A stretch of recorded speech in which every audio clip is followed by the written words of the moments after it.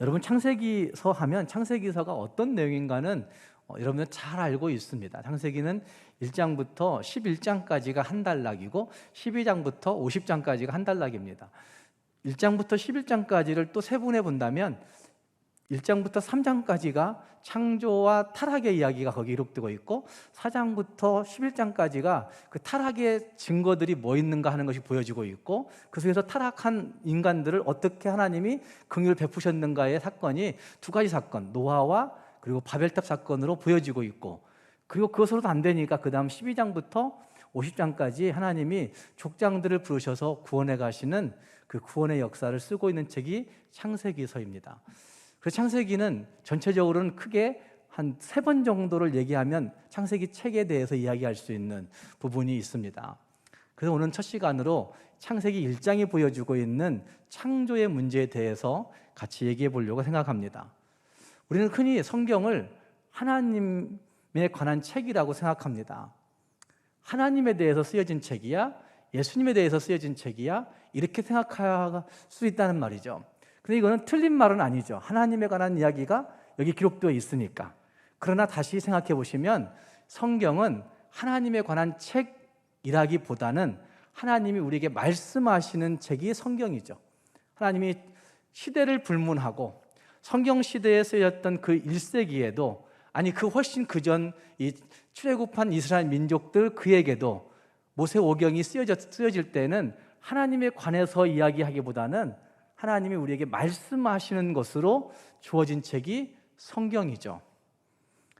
그래서 우리는 고대 근동에 있었던 신화들이나 우리 한국에 있었던 신화들에 관한 신화적인 책으로 성경을 볼 것이 아니라 지금 이 시대에도, 21세기 최첨단의 시대에도 하나님이 오늘 나에게 말씀하시는 책, 오늘 우리 가정에게 말씀하시는 책, 하나님이 우리에게 말씀하시고 있구나라는 사실들을 성경을 통해서 보고 그리고 듣고 행할 수 있어야 된다는 말씀이죠. 그렇게 볼 때 오늘 창세기서는 하나님이 우리에게 무엇을 말씀하시는가?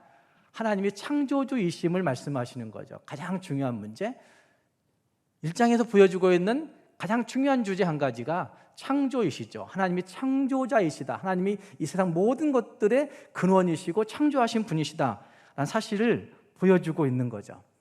그것은 시간의 시작부터 이야기하고 있는 것 같이 보여집니다. 왜냐하면 1장 1절 말씀에 태초에 하나님이 천지를 창조하시니라 이렇게 말씀하시니까 태초라고 하는 그 말이 보여주고 있는 첫 번째는 시간의 창조자이신 것이죠. 우리가 시간을 자꾸 이야기합니다. 우리는 5천 년의 역사를 가지고 있어, 몇 억만 년의 시간을 가지고 있어, 이런 얘기를 하지만 어쨌든 그 모든 우리가 인간들이 계산할 수 있는 모든 시간의 맨 처음은 하나님이 계셨었던 거죠. 아니 그 시간 이전에 하나님은 계셨던 것이죠. 그것을 성경은 태초에 하나님이 이렇게 말씀하시는 거죠.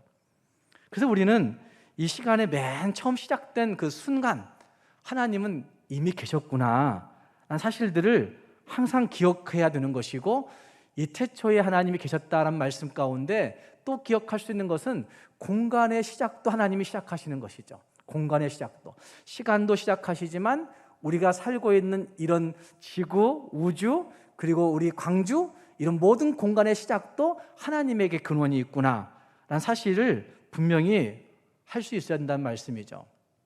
근데 문제는 우리가 그 시간과 공간을 내 것 삼으려고 하는 데 문제가 있는 거죠. 시간과 공간을 창조하신 하나님이 그 시간과 공간의 주인이신데도 불구하고 우리 인생들은 그 시간의 주인이 나인 것처럼 생각하는 착각들을 가지고 살아가는 데 문제가 된다는 말이죠. 그래서 하나님 앞에서 우리가 창세기를 읽으며 꼭 기억해야 할 말씀은, 그래, 우리가 살고 있는 이 공간의 주인도 하나님이시고 우리가 살고 있는 인생의 모든 시간들도 하나님이 주인이시구나 라는 사실을 인정해야만이 그때부터 우리의 신앙이 시작되는 거죠. 그래서 저는 창조주 하나님, 그것이 우리 기독교 신앙의 근본이다. 가장 기초란 말씀이죠. 그것이 없이는 아무것도 안 되는 겁니다. 그것이 없이는 아무것도 안 되는 겁니다. 하나님이 우리를 그 시간 안에 두시고 그 공간 안에 허락하셨음을 창세기는 가장 중요하게 말씀하고 있는 겁니다. 인간은 수천 년 동안 그 지구가 우주의 중심이고 태양이 지구의 둘레를 돈다고 생각합니다. 그러나 그것은 인간의 착각이었던 거잖아요. 지구가 아니라 태양이 중심에 있고 그 주위를, 지구가 그 태양 주위를 돌고 있었던 것이잖아요.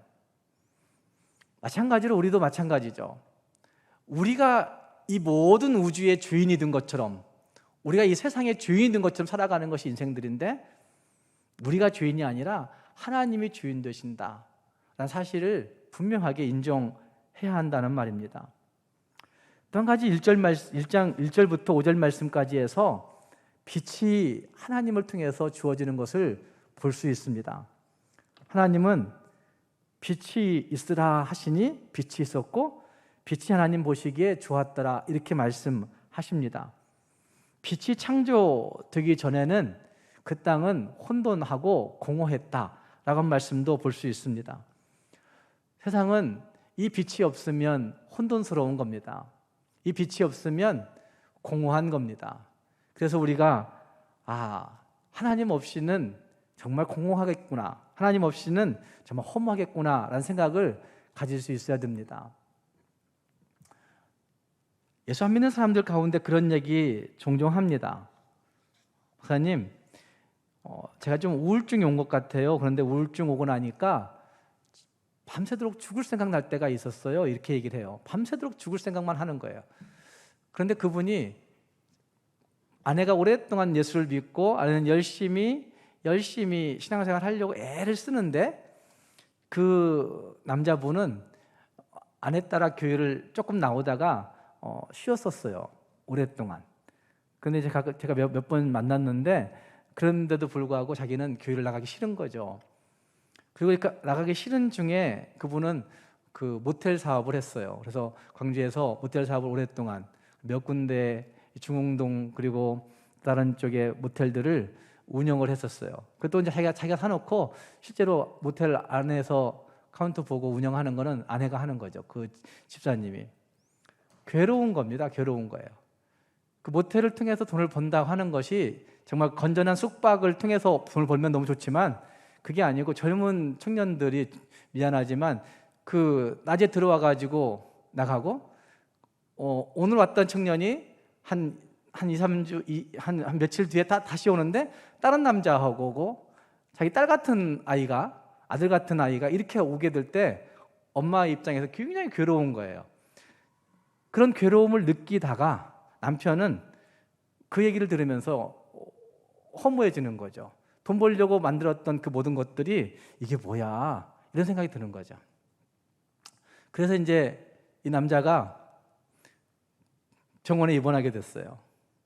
너무 우울증이 심해져가지고. 그래서 이제 병원에 입원해서 찾아갔더니 하는 말이 그런 말을 하는 거예요. 목사님, 밤새도록 죽을 생각밖에 안 드는 거예요.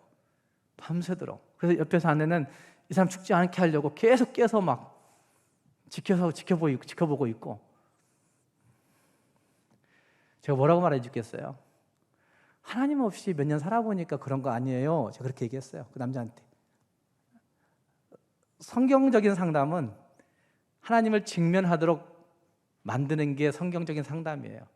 인간의 모든 문제 앞에 하나님 말씀을 통해서 하나님을 직면하도록 만드는 게 성경적 상담인데, 그분한테 그렇게 했어요. 하나님 없이 몇 년 살았더니 이렇게 된 거 아니에요. 제가 그랬어요. 하나님 없이 사니까 죽을 생각밖에 들지 않는 거예요. 하나님 없이 사니까 허무해지는 거예요. 하나님 없이 사니까 혼돈스러운 거예요. 뭘 해서 돈 벌어야 되는지를 발견하지 못하는 일들이 벌어지는 거죠. 하나님이 그래서 빛이 있으라 말씀하신 이유가 있을 겁니다.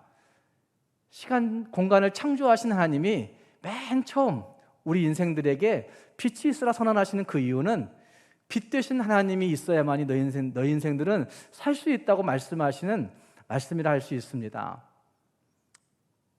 우리 모두가 창세기를 생각할 때마다, 성경의 맨 처음 책 창세기를 생각할 때마다, 그래, 창조주 하나님이 우리 인생의 주인이시구나, 창조주 하나님 우리 인생의 근본이시구나 라고 한 사실과, 빛 되신 하나님이 우리 모든 것을 비춰주셔야만이 우리는 살 수 있다고 한 사실을 분명하게 인정하고 분명하게 고백할 수 있는 우리 모두가 될 수 있기를 주님의 이름으로 축복합니다. 창세기 1장에서 우리가 또 한 가지 기억해야 할 가장 중요한 사건은 하나님이 우리를 하나님의 형상으로 만들었다는 것입니다. 함께 읽은 그 뒷구절에 25절 이하에 보면 그런 말씀이 있습니다. 26절 말씀, 28절 말씀까지 함께 한번 읽어보겠습니다. 창세기 1장 26절부터 28절 말씀을 함께 읽겠습니다. 하나님이 이르시되 우리의 형상을 따라 우리의 모양대로 우리가 사람을 만들고 그들로 바다의 물고기와 하늘의 새와 가축과 온 땅과 땅에 기는 모든 것을 다스리게 하자 하시고 하나님이 자기 형상 곧 하나님의 형상대로 사람을 창조하시되 남자와 여자를 창조하시고 하나님이 그들에게 복을 주시며 하나님이 그들에게 이르시되 생육하고 번성하여 땅에 충만하라 땅을 정복하라 바다의 물고기와 하늘의 새와 땅에 움직이는 모든 생물을 다스리라 하시니라. 우리의 형상대로 우리의 모양대로 하나님이 사람을 만드셨다고 말하고 있습니다. 이미 여러분이 잘 알고 있는 부분이기도 할 겁니다. 그 형상과 그 모양 도대체 뭘 얘기하는 것일까? 성경을 비판적으로 보려고 하는 사람들은 형상과 모양이라고 하는 그 말에서 여러 가지 해석들을 이야기합니다. 형상은 외형적인 것이고 모양은 내면적인 것이야 이렇게 이야기하기도 합니다. 그러나 그건 다 문학적인 글을 쓸 때 문학적인 기법들이 들어간다는 사실들을 잘 이해하지 못하는 형상과 모양이라고 얘기하는 그거는 그럼 내면, 외면을 나누기 위한 것이라기보다는 똑같은 것을 강조하기 위한 강조요법인 거죠. 그래서 이 우리의 형상, 하나님의 형상과 하나님의 모양대로라고 말씀하는 것은 참으로 하나님의 원형대로 닮았구나, 참으로 하나님의 그 모습 그대로를 본받아 만드셨구나 이렇게 말할 수가 있는 거예요. 강조하고 싶은 거죠. 우리 인생이 이 모양이지만 하나님은 나 같은 모습을 하나님의 모습으로 만드신 거구나 그렇게 얘기하는 거죠. 종종 이런 친구들이 있습니다. 저희 친구들 중에서도 몇 명이 그런 친구도 있었는데 하도 연락을 안 하니까 다 이제 나가버리는 거죠. 국회의원 아들이 하나 있었고, 그리고 가까이 잘 지내는 사람들 중에 아주 그 부자인 친구도 있었었죠. 그런데 그런 친구들이 이제 만나지 않으니까 다 멀어졌는데 그런 친구들은 이런 생각을 하더라고요. 내가 그래도 아빠가 그 모습인데 이렇게 살면 안 되지 이런 생각을 할 때가 있었어요. 아빠의 얼굴에 아빠의 이름에 누가 되지 않기 위해서 그러잖아요. 자기 가문의 이름에 누가 되지 않기 위해서. 마찬가지로 우리 그리스도인들이 내가 하나님의 형상이구나, 내가 진짜 하나님의 참된 원형을 닮았구나 라고 하는 사실을 분명하게 확신하면 우리는 바른 삶을 살 수밖에 없는 거죠. 다른 길로 가려다가도 내가 하나님의 형상인데, 내가 하나님의 모습인데 라고 하는 사실을 기억하면 다시 돌이키는 거죠. 이것이 오늘 우리에게 꼭 필요한 태도입니다. 내가 죄짓고 내가 허물 많고 내가 하나님 앞에 부끄러움이 있다 하지라도 나는 하나님의 형상이다. 제가 멋지게 느꼈던 지휘자 선생님 중에 고영일 선생님이 계세요. 고영일. 이분은 금난세 선생님과 우리나라 최고의 지휘자이죠. 금난세 선생님과 대학 동기신데, 이 고영일 선생님이 대전에서 영광교회를 지휘할 때 서울대 졸업하고 프랑스 유학 가기 전에 한 몇 년을 거기서 베데스다 오중두단이라고 하는 장애인 현악 중두단을 훈련시키면서 대전에 머물 때가 있었어요. 그때 대전 영광교회를 다녔는데 지휘로 봉사했는데, 대전 영광교회를 지휘로 봉사할 때 그 교회 목사님 아들이 좀 망나니가 있었던 거예요. 그래서 이제 목사님이 서울대 나오고 이랬으니까 고 선생 우리 아들 좀 책임져봐 이렇게 했어요.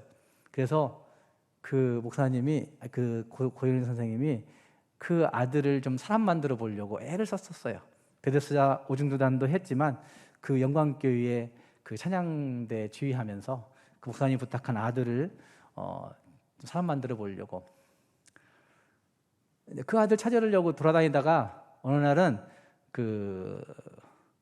이 가라오케가 있는 게 노래 부르는, 지금은 노래 연습장이 많잖아요. 근데 한참 오래전에 노래 부르는 그런 술집이 있었는가 봐요. 가라오케가 있는.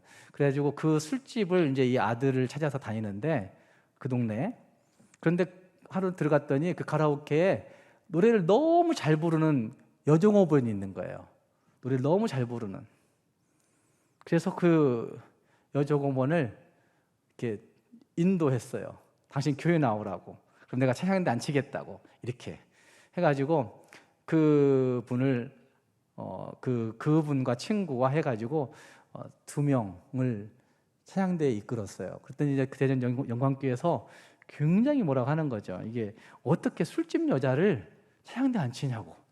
그것도 성탄절 앞두고 성탄절 연습하는 그 찬양에 어떻게 술집 여자를 안 치냐고 막 난리가 났어요. 그런데 그 찬양을 이 지휘자가 그러면 나 그만두겠다 이렇게 얘기하고 해서 그렇게 시작했어요. 그리고 나서 찬양대가 다 성탄절에 정말 찬양을 잘했대요. 그리고 나서 그 술집 여자였던 그 찬양하는 그 자매가 나중에 고백을 해요. 자기가 지금은 술집 다니고 있었지만 그런데 내가 예수 잘 믿는 사람이었다고. 자기 아버지가 장로님이셨다고. 이렇게 시골에서. 그런데 자기가 그걸 몰랐다고. 그리고 내가 진짜 하나님의 그 모습대로 찬양해야 된다는 사실을 여기 찬양대 연습하는 그 한 달 가까이를 매일 나왔대요. 그래서 술집을 거의 그만둘 정도로 나왔대요. 그리고 찬양대 끝나고는 술집 그만둔 거예요. 그리고 그 여인이 결혼해서 아이를 가졌는데 임신해서 만삭될 때까지 찬양대를 앉은 거예요. 그 고영희 선생님이 그 얘기를 해요. 그 장로 딸이 그러고 다니다가 찬양하면서 그걸 느낀 거예요. 찬양하면서 내가 하나님의 형상으로 장로 딸로 세상에 태어났는데 이 모양 살았구나. 그러면서 다시 그 길을 돌이켰다는 거죠. 우리 모든 성도들이 내가 하나님의 형상이구나. 내가 이 모양이어도, 내가 이렇게 타락했어도, 내가 이런 생각을 하고 있어도 그래도 나는 하나님의 형상으로 지음받은 사람이구나 라는 사실을 항상 기억할 수 있기를 바랍니다. 그래서 하나님의 설계하신 하나님의 계획도대로 살아야 되겠지라고 하는 돌이킴이 하나님의 형상으로 우리의 모양대로 창조하셨다 하는 말씀에서 도전받고 항상 돌이켜야 되는 것이죠. 그래서 하나님의 형상을 닮아가는, 하나님의 형상을 닮아가려고 노력하는 그런 모습이 이 구절 안에 있어야 된다는 말씀이죠. 뿐만 아니라 하나님의 형상으로 창조하셨다는 말씀은 하나님께서 우리를 하나님을 드러내는, 하나님을 나타내는, 하나님을 증거하는 그런 도구로 사용하셨다는 사실들을 말씀하고 있는 부분이라 할 수 있습니다. 그래서 우리가 하나님의 형상으로, 하나님의 모양으로 지음받은 우리들이 이 세상 가운데 하나님의 그 영광과 그 은혜를 날마다 드러내면서 하나님을 나타내면서 살아가야 되는 것입니다. 마지막 이 창세기 1장에서 또 한 가지 생각해야 할 중요한 말씀은 우리가 알고 있는 대로 마지막 부분에 하나님이 보시기에 좋았더라, 그리고 그것들을 다 이루고 안식하셨더라 하는 말씀이 등장합니다. 창조하신 하나님, 그리고 우리를 그 형상으로 만드신 하나님, 그리고 우리에게 그 모든 일들을 마치시고 안식을 주신 하나님, 이렇게 볼 수가 있는 거잖아요. 31절 말씀에 같이 한번 읽어보겠습니다. 31절 말씀. 하나님이 지으신 그 모든 것을 보시니 보시기에 심히 좋았더라. 저녁이 되고 아침이 되니 이는 6째 날이니라. 천지와 만물이 다 이루어지니라. 이 말씀이 연결되어져 1장으로 끝나버린 게 아니라 사실 2장으로 연결되어서 천지와 만물이 다 이루어지니라. 하나님이 그가 하시던 일을 7째 날에 마치시니 그가 하시던 모든 일을 그치고 7째 날에 무엇 하셨다고 말씀합니까? 안식하시니라. 안식하셨다고 말씀하는 겁니다.